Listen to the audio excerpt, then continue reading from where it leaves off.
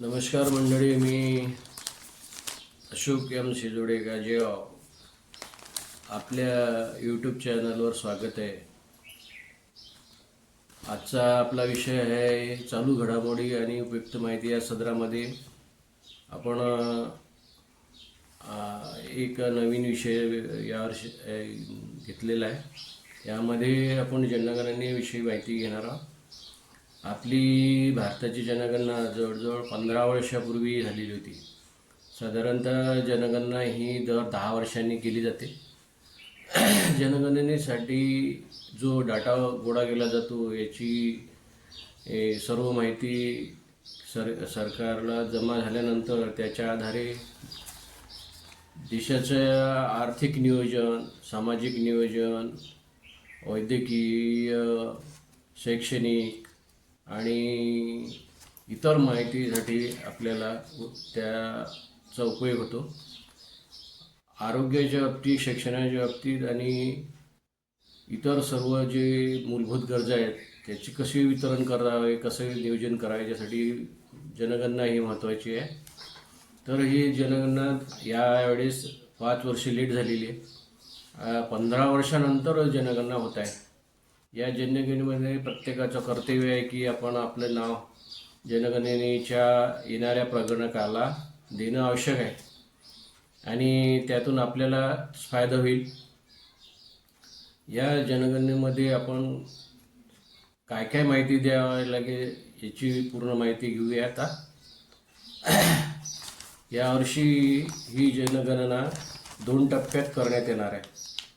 पहिला टप्पा मे आणि जून, 1 मे ते 14 जूनपर्यंत,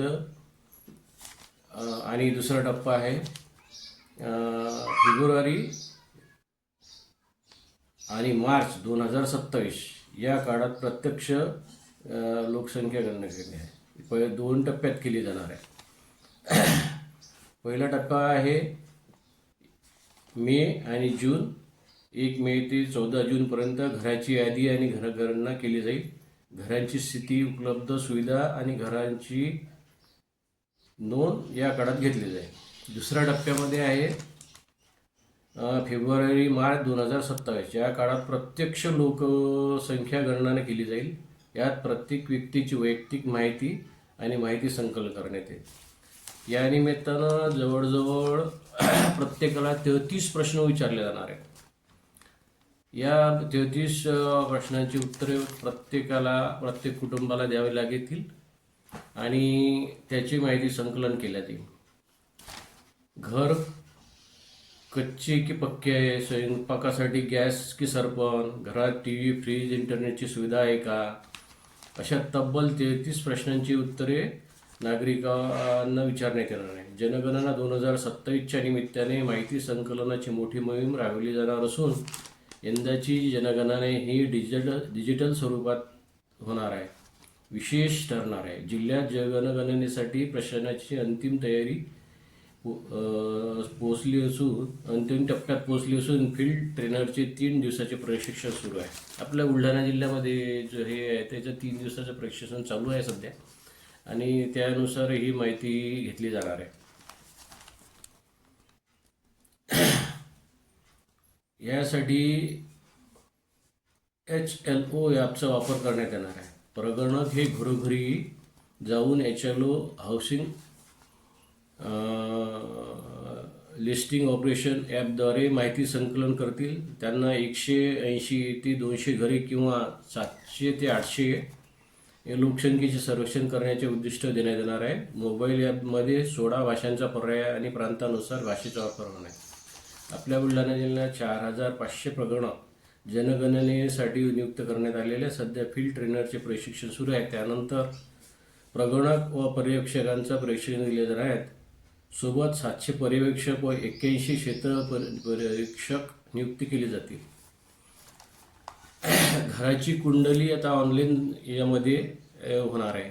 कसं घराची स्थिती, इमारत, घर क्रमांक, घराच्या भिंती, छतासाठी वापरलेले साहित्य, सिमेंट, विटा की माती, घरांचा वापर, सध्याची स्थिती, अशी ही होणार आहे.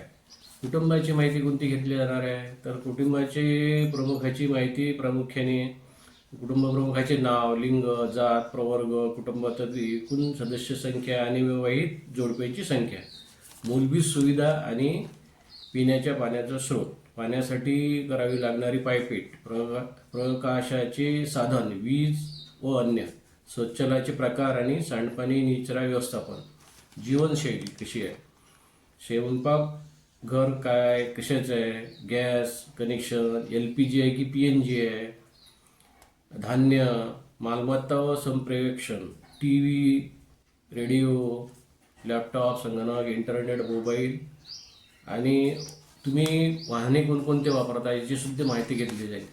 वाहनामध्ये cycle, motorcycle, moped, car, scooter, jeep, van, tractor अशा इतर सर्व वाहनांच्या याच्यामध्ये नोंद करण्यात येणार आहे.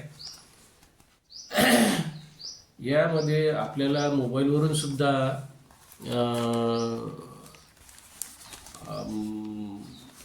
जनगणना करता येईल. एखाद्यांना जर मोबाईलवरून स्वतःची जनगणना करायची असेल तर त्यांच्यासाठी मोबाईलवर घरबसल्या करता येईल सहज जनगणना. जनतेचे सर्वात मोठे वैशिष्ट्य म्हणजे सहज जनगणना. जनगणनेचे सर्वात मोठे वैशिष्ट्य म्हणजे सहज जनगणना. कुटुंबांना आता प्रकरणाची वाट न पाहता स्वतःची माहिती sc.census.gov.in या पोर्टलवर ऑनलाईन भरता येणार आहे. 1 ते 15 मे पर्यंत सहज जनगणना करता येईल. मोबाईल क्रमांक आणि OTPचा वापर करून सुरक्षित वेब पोर्टलद्वारे ही माहिती संकलित करण्यात येईल.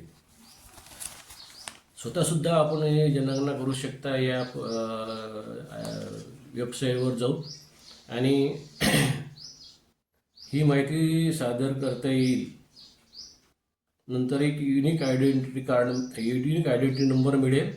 तो नंतर घरी येणाऱ्या प्रकरणाला दाखवावा लागेल. प्रकरण पडताळणी करून सहज जनगणनेची माहिती नोंद ॲपमध्ये घेणार आहे. अशा रीतीनं ही जनगणना देणार आहे. तेव्हा प्रत्येक नागरिकाला आव्हान आहे की आपण घरी येणाऱ्या प्रकरणाला योग्य आणि खरी माहिती द्या, आणि आपल्या भारताची लोकसंख्येचे किती आहे याची स्पष्ट जानकारी आपल्याला होईल नंतर, आणि त्याचा आपल्यालाच फायदा होईल. गावातील लोकसंख्या आणि त्याचे नियोजनसुद्धा ग्रामपंचायतीला करता येते. अशाच माहितीपूर्ण व्हिडिओसाठी या चॅनलला सबस्क्राईब करा, लाईक करा, कॉमेंट करा, शेअर करा आणि सबस्क्राईब करा. जास्तीत जास्त सबस्क्राईब करा. सबस्क्राईबसाठी काही पैसे लागत नाही. धन्यवाद. भेटूया अशाच एखाद्या नवीन व्हिडिओमध्ये. जय महाराष्ट्र.